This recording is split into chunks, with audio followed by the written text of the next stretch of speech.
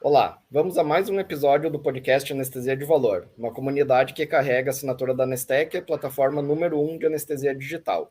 Sou Jorge Preto, médico anestesiologista e CMIO da Anestec. E hoje temos a honra aqui de conversar com o Guinter. O Guinter é diretor financeiro da SAESP, diretor comercial do GAP, instrutor do CT do GAP, integrante do Núcleo de Gestão do Trabalho de Anestesiologia do NGTA da SBA.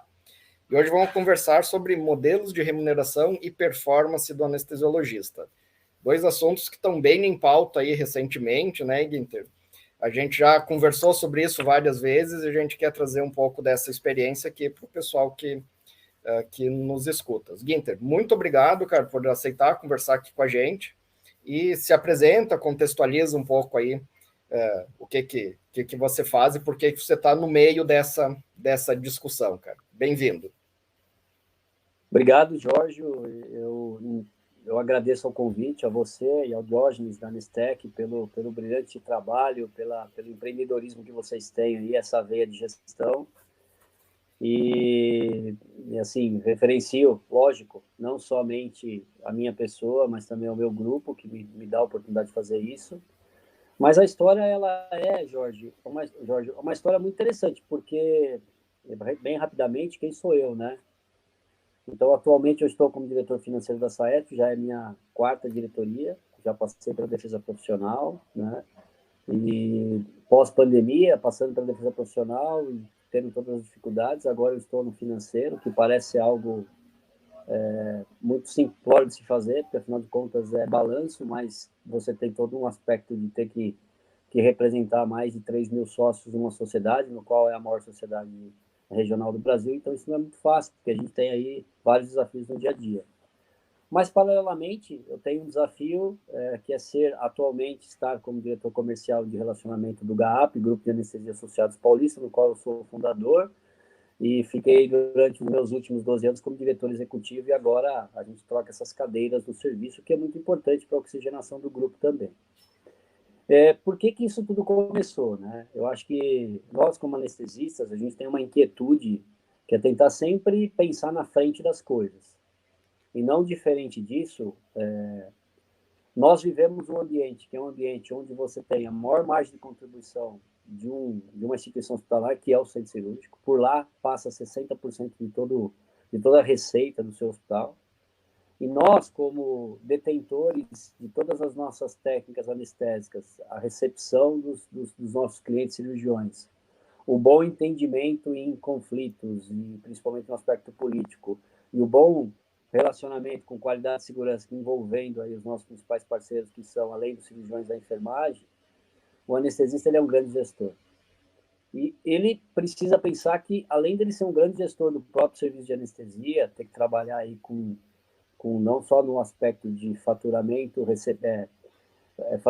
recebimento e desenvolver a melhor técnica, você precisa saber trabalhar principalmente no planejamento de carreira, no RH, no planejamento de qualidade, na saúde baseada em valor, não só do que a operadora precisa que você entregue, mas também a saúde baseada em valor da vida do anestesista, que também é extremamente nevrálgico. Então, assim, é uma composição de vários assuntos que viram um portfólio e que, de fato, a gente precisa sobreviver a esse oceano. E, dependendo do momento, ou ele é um oceano vermelho ou é um oceano azul. E tudo vai depender muito do que está acontecendo atualmente, né, no cenário da saúde, no cenário do cenário econômico nacional, mundial, enfim. Mas o nosso grande reflexo é o que somos. Somos, sim, médicos anestesistas, sabemos, dominamos técnicas da cinética dinâmica das coisas, mas muitas vezes pouco sabemos do que de fato é fazer a gestão de um negócio, digamos assim, né? Então, por isso dessa curiosidade. Eu fiquei antes de criar o GAP, eu fiquei durante 9 anos como sócio do Serviço Médico de Anestesia, nos SMA, todos conhecem, no qual eu tenho a honra e o prazer, né, de sempre compartilhar tudo com os amigos do SMA. Sou super grato. Lá, além da minha formação, tive, né, minha formação na residência médica pública aqui em São Paulo, e depois fui para o SMA, e lá eu fui trabalhar com muita coisa e também com gestão, que foi muito importante. Então, assim, e lá também é uma oportunidade de poder fazer, na época, um curso de pós-graduação na GV, e acabei fazendo outros também durante a vida, e isso aí abriu um cenário, uma oportunidade muito interessante de entender, já que eu não sou o dono do doente, não somos o dono do doente, o que nós podemos fazer para que a nossa instituição seja retribuída em cima do nosso trabalho. Então, a partir daí, cria-se muitos assuntos, e vem vários tópicos, e um deles é tentar sobreviver com essas mudanças de mercado chamada modelo de remuneração. Tem vários tipos aí.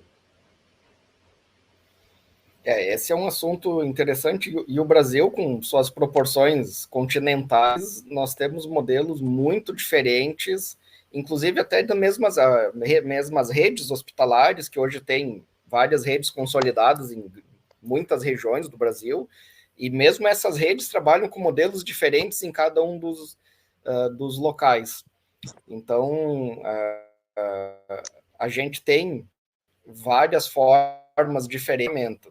Mas é fundamental que a gente entenda, independente se você trabalha em grupo, em cooperativa ou do corpo clínico do hospital como freelancer, se você não estiver alinhando com as diretrizes, com a gestão, você vai acabar tendo dificuldades de se adequar no modelo de trabalho, independente do modelo de remuneração que você esteja incluído. E dificilmente você vai conseguir comprovar a performance. Essas duas coisas elas estão um pouco ligadas, apesar que eu acho que a gente está numa transição muito maior agora sobre os modelos de remuneração, se falando muito de valor, de bundles, do que propriamente a gente analisando a performance como um modificador de remuneração. Eu acho que isso ainda está um pouco distante, né, Guinter? Sobre os bundles, a gente pega assim dos Estados Unidos, Canadá, Europa, o bundle ele tem uma característica um pouco diferente do que a gente vive no Brasil. No Brasil é muito mais um teto de gasto do que um conceito mesmo de uma linha de cuidado, alguma coisa assim mais direcionado para uma medicina baseada em valor. Para que eu possa ter essa margem de contribuição, para que eu, como anestesista, possa ter sentido, possa mostrar sentido para o meu hospital, um exemplo que eu coloquei, por exemplo, das inúmeras formas de se tratar uma prótese de quadril, né? Ah, mas o embasamento é meu, a técnica é minha, eu faço como eu quero, isso tem um custo.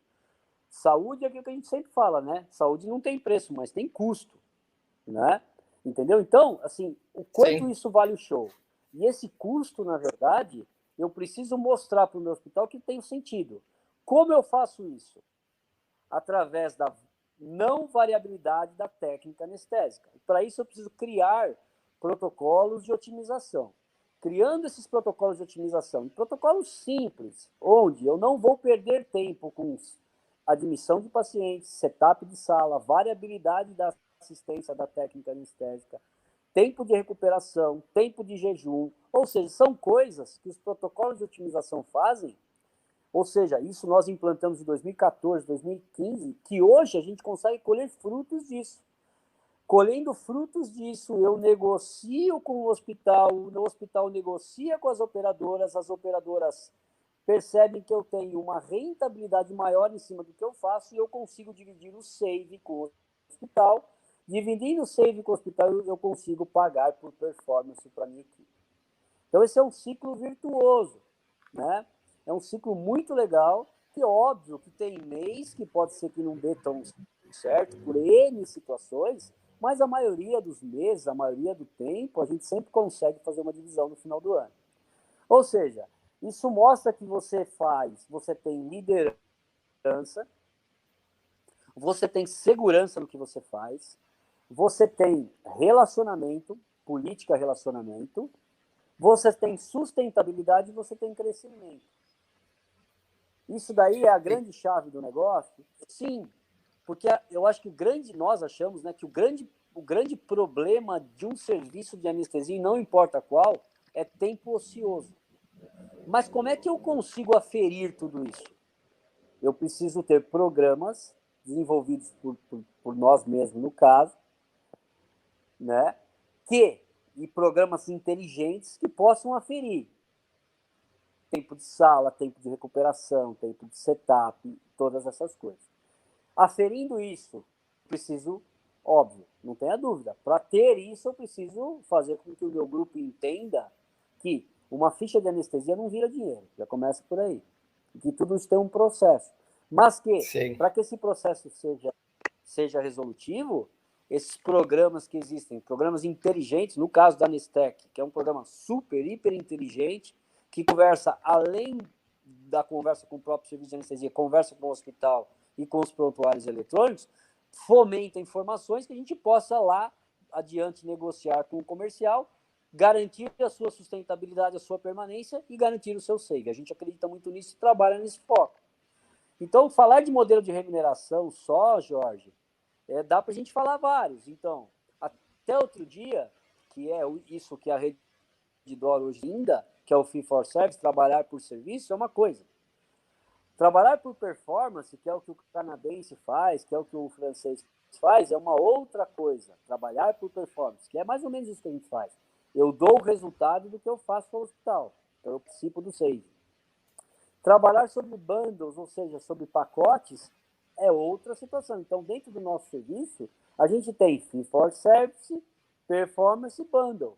Nós ainda, infelizmente, ainda não temos nada verticalizado. Tá? Mas já temos uma coisa que é o DRG, que é o diagnóstico relacionado por grupo etário e por patologia, que eu preciso entregar determinado doente por um determinado tempo para que eu possa receber aquele valor do convênio. Então, vou dar um exemplo. Vou anestesiar um paciente com uma apendicite de 16 anos é uma coisa. Anestesiar, operar, tudo aqui. Agora, para operar um cara que tem uma apendicite, que tem 60, 70 anos de idade, cheio de comorbidades, é outra coisa. Eu tenho lá os tempos disponíveis, né, estabelecidos para que eu possa entregar. Participo disso também? Sim. Participo de uma forma onde eu possa entregar, de fato, o que o meu modelo exige. Então, hoje existem vários tipos de modelo. Cada um de nós precisamos enxergar qual é o nosso modelo, quais são os nossos modelos e, acima de tudo, qual é o meu modelo de trabalho. O meu modelo de trabalho é o modelo que indica, fomenta e mostra o que eu faço. Se eu ainda não tenho, me desculpe, tire o chapéu, prepare o seu lugar, porque alguém vai sentar nele. Pode ter certeza. Porque hoje em dia a disputa, a disputa de mercado, e é uma disputa comercial, é extremamente aberta. Então, quem não se preparar para isso, nesse momento, é o que a gente sempre fala lá no GTA, né? Se você não sentar à mesa, você fará parte do menu. Então, isso é uma questão de tempo. Por quê? Porque, infelizmente, ou felizmente, depende por onde você olha, né? Você é aquele cara que não tem o seu doente, não é o dono do doente, mas também você tem a sua qualidade de vida da forma que você quer fazer, mas você não é aquele cara que traz o fomento maior para o hospital. E sim, você é aquele cara que precisa fazer com que aquilo rode, com que aquela engrenagem funcione, né? Então, só para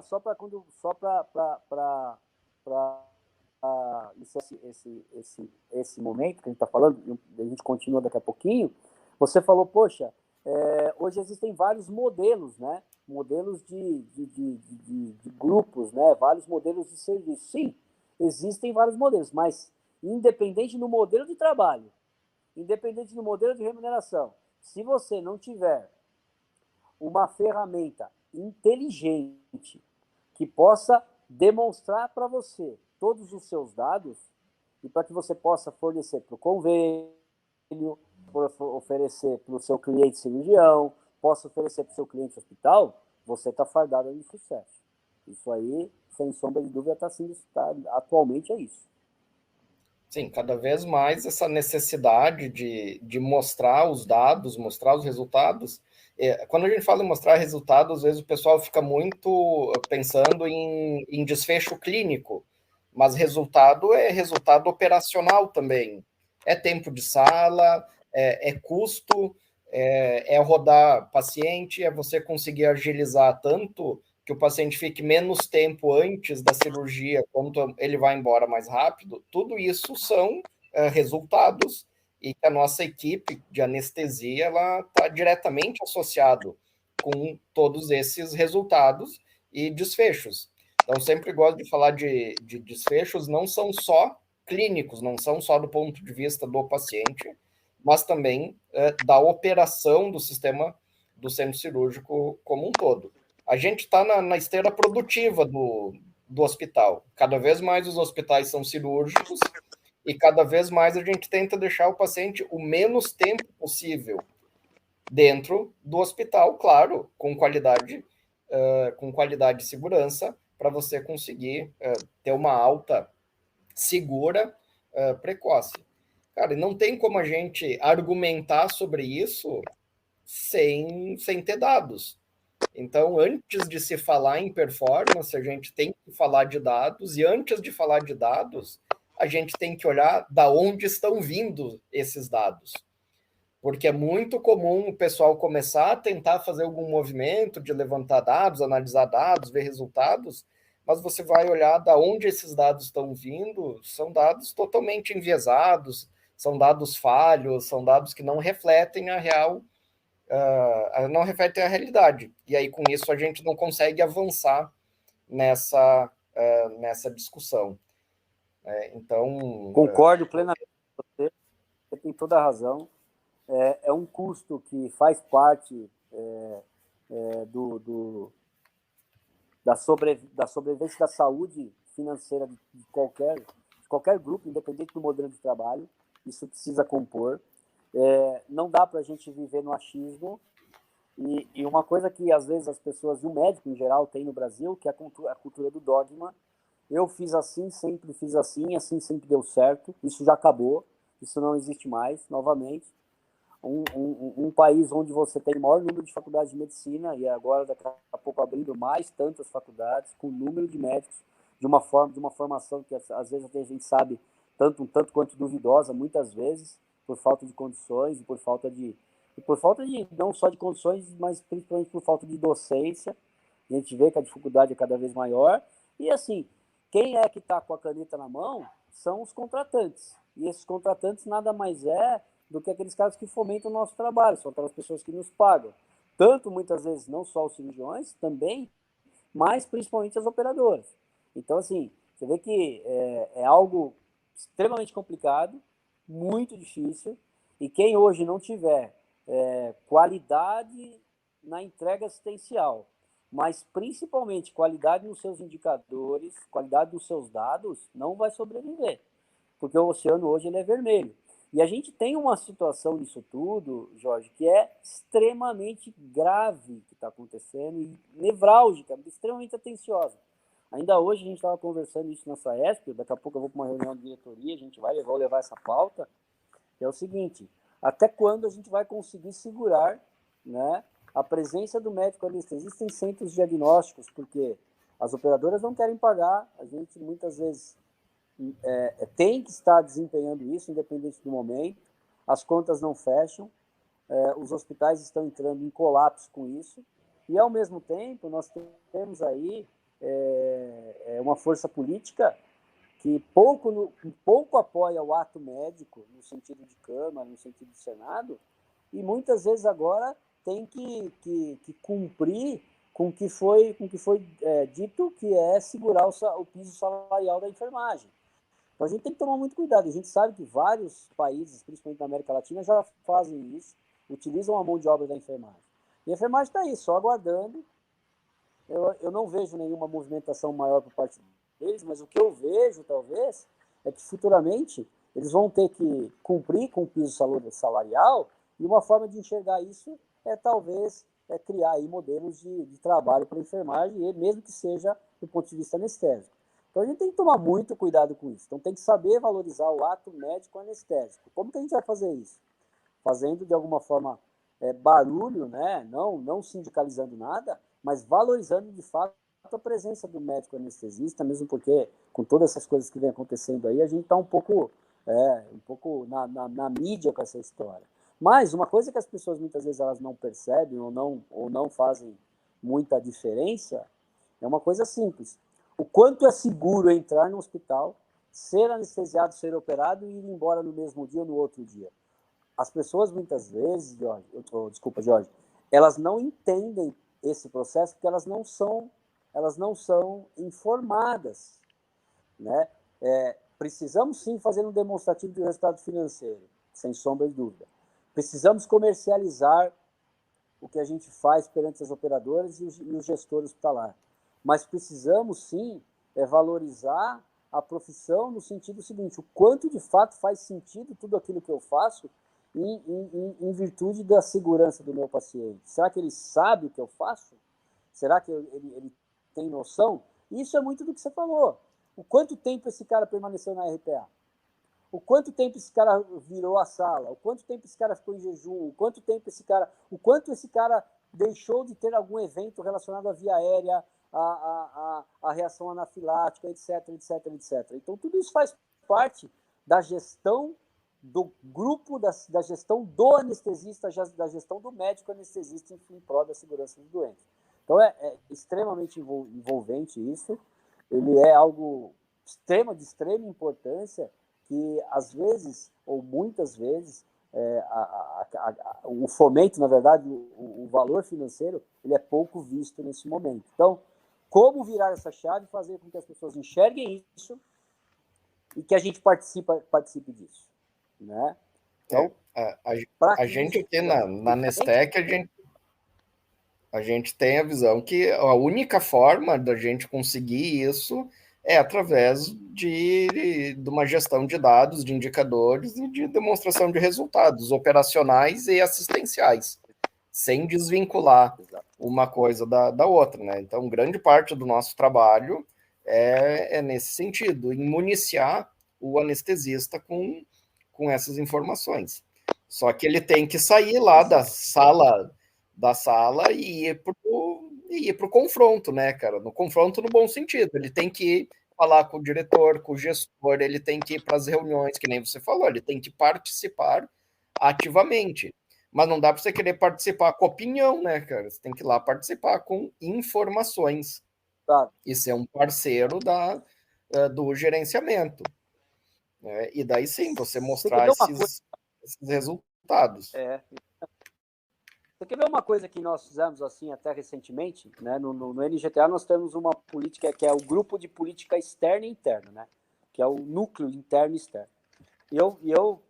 O NGTA ele nasceu, só para entender, né? Ele nasceu dentro da SAESP, né? Numa conversa minha com o Falcão, com a professora Rita, na época.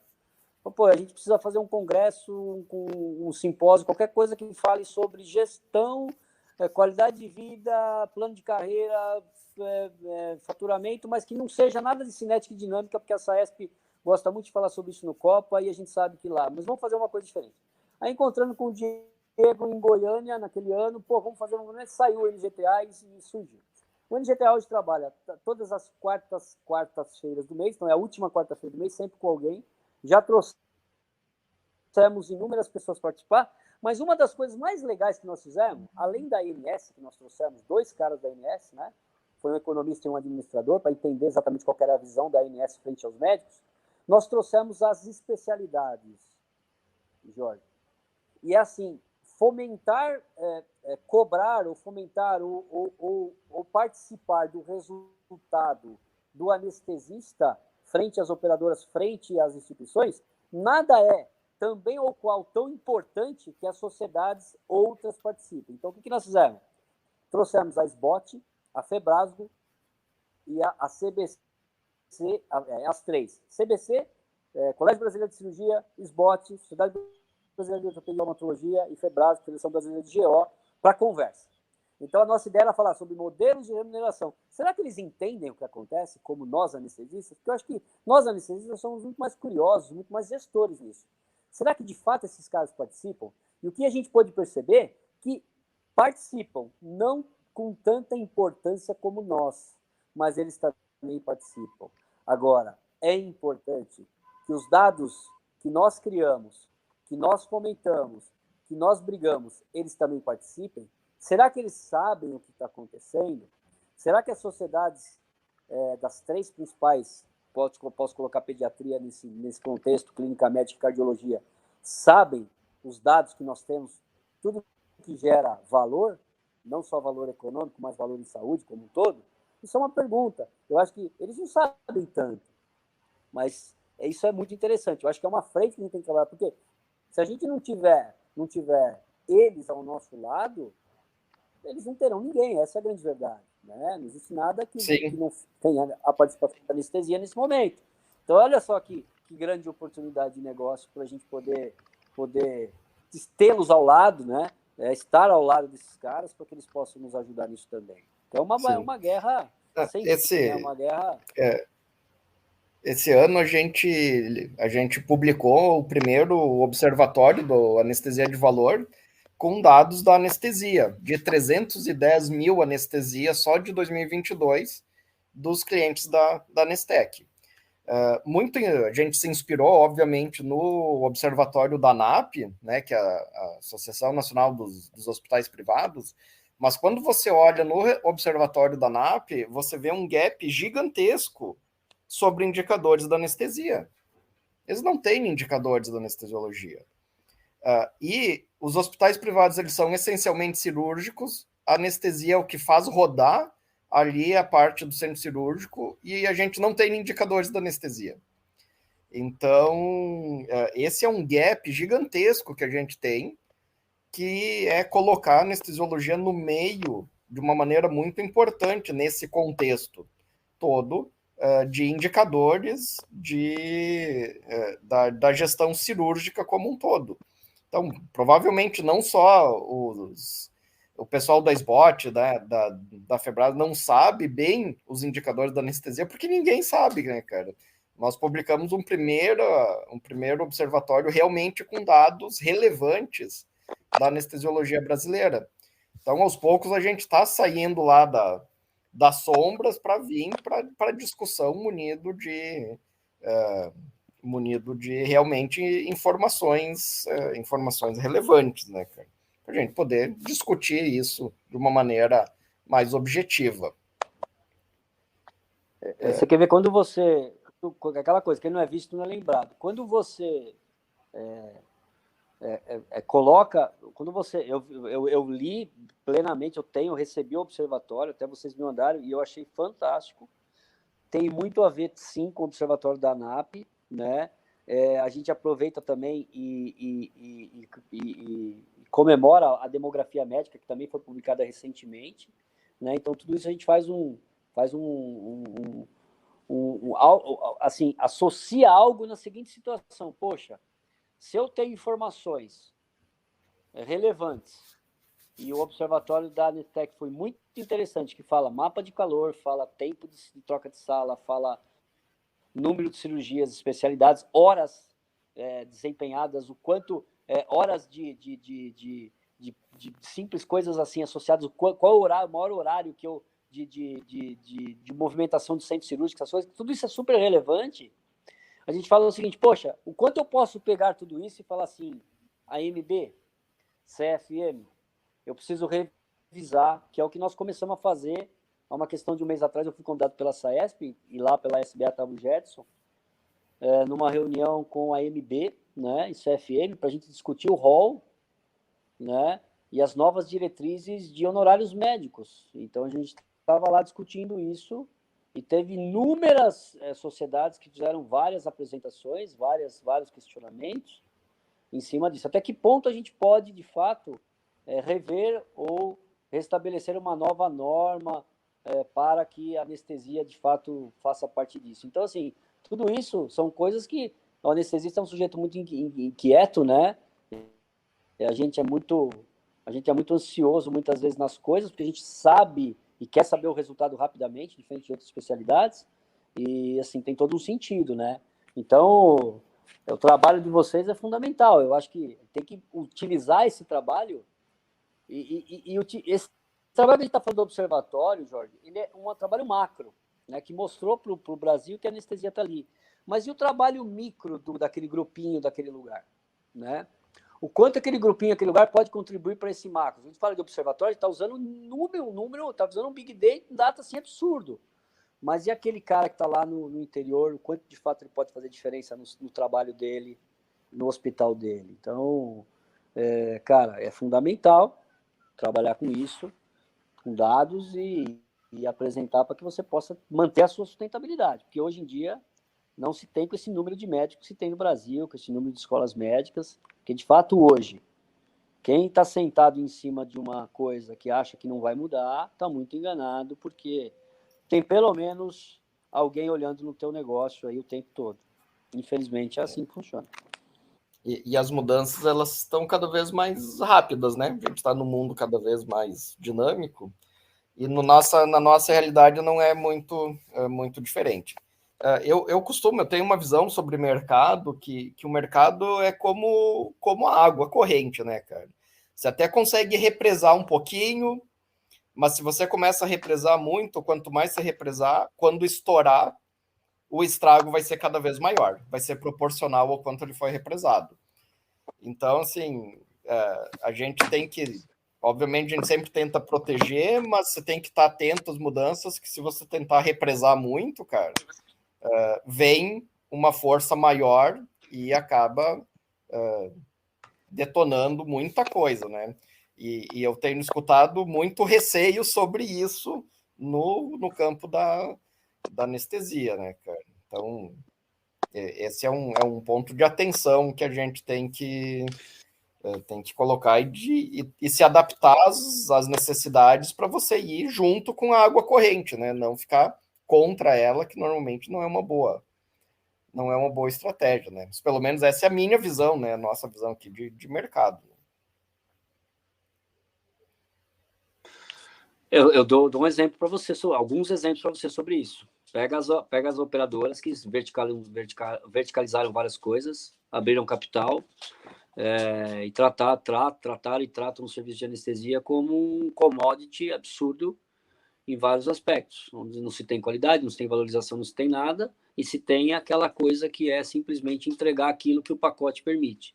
Isso é uma coisa. A gente vê aí vários setores se mexendo com isso aí. Outra coisa é o oportunismo mesmo, o surgimento, né, de outros grupos que não anestesistas querendo tomar serviços de anestesia, né? Isso é muito complicado porque na cabeça do gestor é um problema, né? Gestor é um disco, né? O gestor é um disco e uma música. Você toca a música que você quer dependendo de onde a agulha da vitrola vai parar. A cabeça do gestor é assim, não tem muito jeito. O cara vai embora e fica tudo aquilo. E aí começou a criar várias situações. O cara é assim, eu preciso diminuir meu custo, aumentar minha receita, mas eu não posso independente de qualquer coisa, eu tenho que fazer com que a coisa ande, não posso diminuir minha qualidade. Então, o cara quer pagar menos, quer receber mais e quem não quer diminuir a qualidade. E aí existem os oportunistas, né, da situação. E a gente vê aparecendo grupos outros, por exemplo, grupos de clínica médica, grupos de UTI, grupos de outras oportunidades, saindo, se deslocando de um estado para o outro, etc. e tal. Eu acho que assim, não que isso seja proibitivo, isso não é, as pessoas são muito, a gente vive no mundo democrático, as pessoas podem fazer o que querem, mas desde que façam com responsabilidade. E fazer com responsabilidade, pelo menos aqui na cidade de São Paulo, é uma coisa que, se você não tiver o seu registro de qualificação especial, de especialidade, registrado no conselho, e esse RQ tem que estar registrado, e os hospitais fazem um trabalho interessante, pelo menos a gente faz isso na nossa rede, juntamente ao CREMESP, esse profissional ele não consegue receber o que ele fez. Né? Então, a gente já está chegando nesse momento. Né? O cara ele tem que exercer aquela especialidade dentro daquele determinado hospital, mostrar para aquela operadora que ele fez, porque ele tem um registro de qualificação de especialidade, porque senão ele não consegue comprovar isso caso ele tenha algum evento ético, criminal ou cível, porque senão ele também não vai receber. Então, assim, nós já chegamos nesse patamar de coisa. Então, novamente, a valorização do ato médico para que a gente possa fazer com que esse ciclo continue sendo virtuoso e não vicioso ou mesmo maléfico do jeito que as coisas vêm acontecendo, né? Então, sim. Agora, independente disso, independente de qualquer coisa, novamente, A gente está aqui, não existe uma crítica em cima de modelos de remuneração, nem mesmo de modelos de trabalho, não é isso. O que a gente tem que fazer, eu não sou defensor de absolutamente nada, eu acho que, assim, o que eu sou defensor de uma coisa que é o seguinte, quem não é visto não é lembrado, e como é que você de alguma forma, você é referenciado? Pelos seus dados que você cria, e para se criar isso, você precisa, eu não sei montar essa ferramenta, a gente tem inúmeras formas de se montar isso, né? Desde a forma de você participar de um BI, como eu falei, desde a forma de você constituir os seus indicadores, mas desde que você faça de uma forma verdadeira, e não numa forma do achismo, né? Do eu acho que é assim, ou eu sempre fiz assim. Então, são paradigmas que os caras têm que entender que já está na hora de mudar, independente da idade do anestesista, porque também, isso é outra regra também que não existe, pelo menos até hoje no Brasil. Trabalha-se até quando o cara acha que cognitivamente ele está bem para fazer aquilo, enfim. Então, são dados, são desafios assim enormes do dia a dia que não é fácil de equilibrar esses pratos, né, Jorge? É muito difícil. Sim. Mas tem que ter um meio, cara. Eu costumo sempre falar assim, ó, que ninguém sai de casa, né, cara, para fazer uma anestesia de péssima qualidade. O cara vai e ele acha que ele está fazendo uma boa anestesia. E se ele acha isso e você acha diferente, são duas opiniões e provavelmente vocês não vão chegar a alguma conclusão. Você precisa ter dados para mostrar que aquilo pode ser melhor, que aquilo pode ser diferente, que o resultado, seja ele assistencial ou gerencial, ele é mais interessante ou mais alinhado com a instituição, e aí a gente vai caminhar. E aí, de novo, a gente volta na história de ter dados confiáveis, adequados, para a gente poder discutir esse tipo de situação. Cara, eu queria te fazer uma última pergunta. Quando eu fui no ASA, na última vez que fui no ASA, eles falavam sobre remuneração, e só que lá o pessoal ele é da instituição, né? Então, o anestesista, o médico em si, ele trabalha só num hospital. E eles tinham menos 10% de remuneração e por penalidades e mais 10% por indicadores. Então, como que funcionava? Se você não fazia itens obrigatórios de qualidade e segurança, como, por exemplo, o antibiótico na hora certa, o checklist da OMS, se você não fazia pré-anestésico em cirurgia eletiva, isso tudo gerava penalidades na tua remuneração. Por outro lado, você tinha alguns indicadores macro de qualidade, por exemplo, incidência de dor na sala de recuperação, tempo de recuperação, náusea e vômitos, infecção de ferida de cirurgia limpa do hospital como um todo, cirúrgico, e até o NPS do paciente, do atendimento, tudo isso te dava mais benefícios na tua remuneração, que podiam chegar até mais 10%. Então, tinha uma variabilidade de 20%. Cara, eu achei o modelo extremamente interessante, mas precisa de uma complexidade de dados para chegar nesse ponto absurda, né?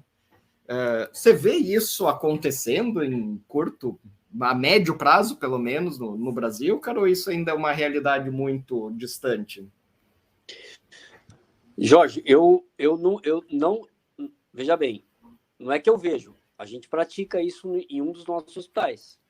Tá? Então, eu tenho um dos nossos serviços, nós temos 60%, 70% de SUS, é um hospital oncológico, aliás, maravilhoso. Ele aqui na cidade de São Paulo, na Zona Leste, e eu trabalho com 70% de SUS e o resto convênio. Convênio de todas as cirurgias de altíssima complexidade, são cirurgias enormes, que eu tenho os nossos residentes que trabalham, que também tem os residentes da instituição, oncologia, cirurgia, ginecologia, todas aquelas coisas que a gente sabe, ginecologia laparoscópica, lá, que tem um problema, mas que é assim, que é um hospital que ele precisa entregar o resultado perante ao que ele apresenta, e esse resultado é a bandeira dele e também ao governo, a prefeitura, etc. E tal. Então, para isso, todos os modelos que são implantados lá do ponto de vista de honorário médico é sobre o resultado do que se faz. Então, eu vou te falar, vou dar um exemplo aqui para você. Por exemplo, setup sala. Eu tenho todos os meus marcadores de setup sala. Tenho os marcadores de RPA. Tem os marcadores de dor no pós-operatório, complicações, náusea, vômitos, tudo que você falou. Por exemplo, tem os marcadores de transfusão, se sim, se não. Tem os marcadores de RPA, de UTI, tem os marcadores de tempo cirúrgico, e a gente calcula lá por minutos, etc. E tal. Tudo isso tem os marcadores. feito um BI dentro do centro cirúrgico. Esse BI, ele tem para a gente um demonstrativo. O resultado disso, para você ter uma ideia, quando o resultado disso ele é favorável, a gente participa de 30% desse resultado favorável, do que for favorável. E aí eu consigo remunerar o meu anestesista de uma forma que ele sabe exatamente se foi ou não adequado naquele mês do que aconteceu. Então, isso é mais ou menos o modelo. Os Estados Unidos, o que acontece com os americanos? Os grandes grupos, que existem várias fusões lá de grandes grupos, né? Anesthesia, em parte, tem Insomnia, tem vários grupos lá, né? Tem o USA Anesthesia, tem tudo mais. Uma vez, inclusive, só um adendo, uma vez, eu e o Falcão, nós fizemos um call com o CEO da Somnia, ficamos mais de uma hora conversando com ele para entender um pouco do modelo dele, né? Que aí a gente queria aplicar, e é basicamente isso que a gente trabalha também em cima desse modelo, que é justamente sim, receber por performance e por resultado. E lá eles são obrigados, mais obrigados ainda, porque o trabalho deles vem de um budget que eles recebem do governo anual. Então eles vão receber milhões, bilhões de dólares lá por ano para tratar aquele hospital. Então eles compram desde o oxigênio até o eco é deles, até a sonda de eco é deles, e eles têm que fazer chover aquilo porque o resultado é deles. Por isso que, se o cara não demonstra um resultado favorável, um desfecho favorável, ele vai ser penalizado em cima do que aquilo. Então, a gente faz isso mais ou menos semelhante, a gente já faz isso semelhante. Óbvio que tem meses que bate na trave, tem meses que é negativo, mas já teve meses positivos, né? E a gente tem um acordo assim com o hospital, que é assim, se o hospital não nos entregar os dados, o hospital também é penalizado, né? Em cima de uma porcentagem do que se faz. Entendi. Então, assim, a gente já faz isso, né? Então, assim, claro que é um dos nossos, a gente tem aí, agora apenas 3 hospitais, né? Nós entregamos recentemente um outro também, que era SUS, que estava meio difícil, bem deficitário aqui em São Paulo por uma OS. Então, um deles dá esse resultado muito em cima do que se faz nesse sentido, né? Quem que faz isso? Os nossos indicadores. Como? Através dos nossos bancos de dados e tudo mais, que é o que vocês têm essa ferramenta essencial para que possa ser cultivada essa política, né? Então, assim, essa política é pôr debaixo do braço e negociar e sentar com o gestor. O tempo inteiro, o tempo todo. Outra coisa que a gente faz também, né? Trimestralmente, a gente está sempre assim, negócio é sempre todo dia, né? Mas trimestralmente sempre associar isso com o hospital, porque existe aí uma variabilidade comercial muito grande em cima de tudo isso, e acompanhar o mercado, né? Então, eu acho que a anestesia, um serviço de anestesia, independente do modelo de trabalho, ele é muito mais do que simplesmente cinética e dinâmica daquilo. Óbvio, dentro do serviço tem cara que ama só fazer isso, e a gente respeita dentro da matriz de competência, né? Agora, tem aquele cara que gosta de fazer gestão, tem aquele cara que gosta de estudar, tem aquele cara que gosta de ficar com residente, tem aquele cara que gosta de publicar, tem aquele cara que... Enfim, então dentro da matriz de competência a gente consegue, de fato, mensurar tudo isso, e que também não é fácil. E o entendimento é muito difícil, porque passa por pessoas e passa por egos e tudo mais, mas existe uma coisa que chama-se, acima de tudo, chama-se governança corporativa, que dentro do serviço de anestesia você precisa ter. E a governança, ela começa com uma coisa chamada acordo de acionista. Então, nesse acordo precisa ser escrito, precisa ter uma governança, precisa ter um conselho, precisa ter uma coordenação, precisa ter uma qualidade, precisa ter um RH que funcione, um financeiro que demonstre, que dê resultado. Cara, não é fácil. É uma empresa, né? É uma empresa, sim.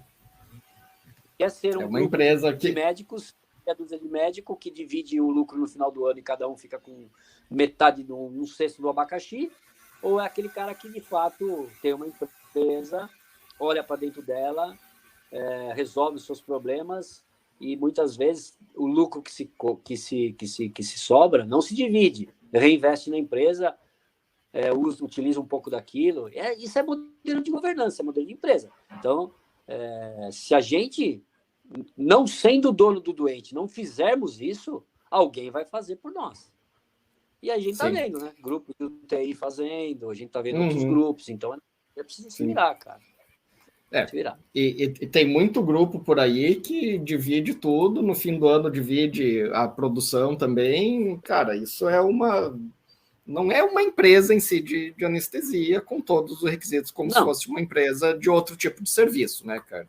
Claro que tem a sua funcionalidade, mas é diferente você ter uma empresa de prestação de serviço de anestesia que tem que dar lucro, né, cara? Se você divide tudo no fim do ano, né, de tempos em tempos, e você está só distribuindo trabalho e produção entre as pessoas que estão ali. É um modelo mais cooperativo do que uma empresa em si.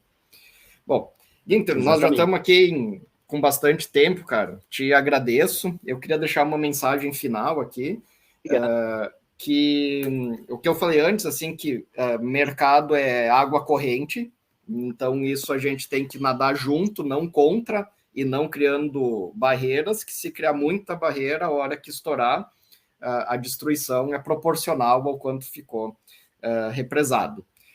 Você quer deixar alguma mensagem final aqui para os nossos ouvintes? Obrigado mais uma vez, né, Jorge? Obrigado, é um prazer falar com você. Agradeço o Diógenes aí, eu parabenizo o trabalho essencial que vocês fazem, que às vezes as pessoas elas têm assim, falam assim, mas o trabalho tem um custo. Sim, tudo tem um custo, as pessoas sobrevivem do trabalho.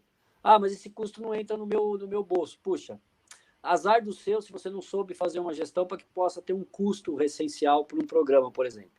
Eu acho que as pessoas elas têm que entender que isso faz parte do investimento da empresa, né? E que tudo que se ganha não se divide, porque senão a empresa ela não se sustenta. Então, assim, uma coisa que a gente fala bastante dentro do serviço, e até uma frase que a gente lembra do Jack Welch, que é um SEO lá da General Electric, que ele, infelizmente, né, na fase pré-pandêmica, ele morreu, que ele falava o seguinte, poxa, um serviço de anestesia ele é feito muitas vezes por duração do quanto ele faz, mas em cima do mérito das pessoas, da duração do grupo das pessoas, mas cada um tem seu mérito. E quando se divide isso, a gente sabe que assim, a maioria das pessoas, mais de 70% das pessoas, são pessoas medianas. Isso é normal, são aquelas pessoas que entregam trabalho, chegam cedo, trabalham e vão embora. A gente tem, dentro desse cenário, uma pequena parte que são pessoas que, elas, infelizmente, elas são pessoas que acabam tendo um fluxo, um pequeno fluxo, que são cerca de 10% das pessoas, mas o resto, 20%, 25% das pessoas, são ótimas.